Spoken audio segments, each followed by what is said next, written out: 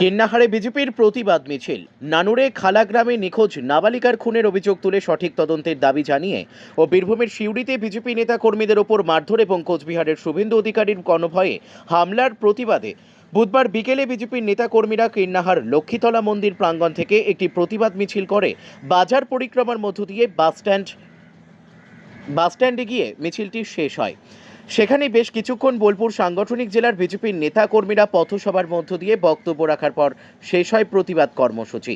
উপস্থিত ছিলেন বিজেপির বোলপুর সাং জেলার প্রাক্তন জেলা সভাপতি সন্ন্যাসী চরণ মণ্ডল, নানুর ১ নম্বর মণ্ডল সভাপতি তাপস দাস বৈরাগ্য ও বোলপুর সাং জেলা সম্পাদক তাপস ঘোষ প্রমুখ।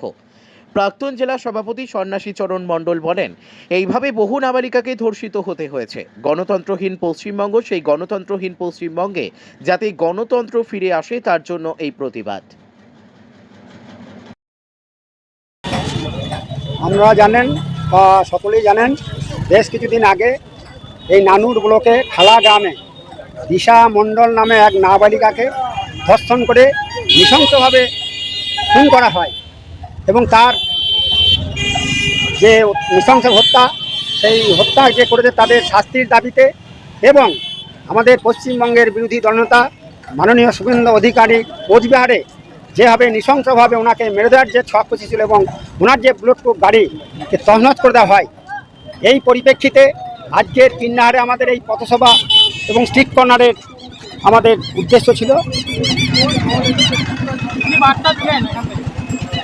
এখানে বার্তা দেওয়া হলো যে এইভাবে বহু নাবালিকাকে ধর্ষিত হতে হয়েছে এবং আমাদের দিশা মণ্ডলের যে নাবালিকা মহিলাকে নৃশংসভাবে ধর্ষণ করে হত্যা করা হয় তার পরিপ্রেক্ষিতে যে আইন যে ব্যবস্থা এই জন্য তদন্ত হয় এবং যারা দোষী তাদেরকে বের করে দৃষ্টান্তমূলক শাস্তি দেওয়া হয় এবং আমাদের পশ্চিমবঙ্গে যে গণতন্ত্রহীন পশ্চিমবঙ্গ, সেই গণতন্ত্রহীন পশ্চিমবঙ্গে যাতে গণতন্ত্র ফিরে আসে তার জন্য আমাদের বিরোধী জনতাকে যেভাবে আর বুলেট প্রুফ গাড়ির উপর তার ওনাকে মেরে দেওয়ার যে রোহিঙ্গাদের নিয়ে যে মেরে দেওয়ার যে ছক, এই ছক কষা হয়েছিল, সেই পরিপ্রেক্ষিতেই আমরা সাধারণ মানুষের কাছে যে 2026-এ যে বিধানসভা নির্বাচন, এই পশ্চিমবঙ্গে যাতে গণতন্ত্র প্রতিষ্ঠা হয় এবং পশ্চিমবঙ্গের মুখে সন্ত্রাসযুক্ত যে তৃণমূল কংগ্রেস উৎখাত হয়, তার পরিপ্রেক্ষিতেই আমাদের এই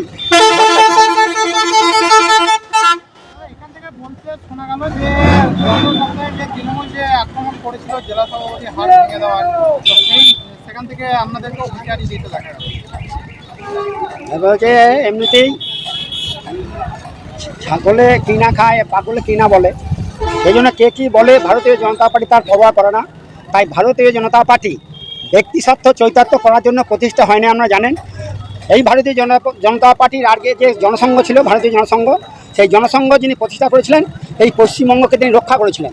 সেই জন্য ভারতীয় জনতা পার্টি আর মৃত্যুকে ভয় পায় না, সন্ত্রাসকে ভয় পায় না।